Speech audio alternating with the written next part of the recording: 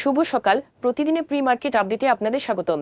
গতদিন ঢাকা স্টক এক্সচেঞ্জের প্রধান সূচক ডিএসইএক্স 30.48 পয়েন্ট বা 0.58% কমে 5,197 পয়েন্টে নেমে এসেছে।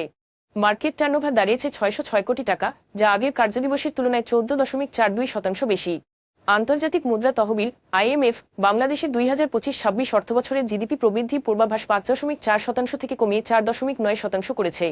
Bangladesh securities and exchange commission BSEC একটি নতুন নীতি তৈরির উদ্যোগ নিয়েছে, যার আওতায় নতুন কোম্পানি প্রাথমিক শেয়ার ইস্যু আইপিও অনুমোদন দিতে হবে সংশ্লিষ্ট স্টক এক্সচেঞ্জগুলোর সুপারিশের ভিত্তিতে।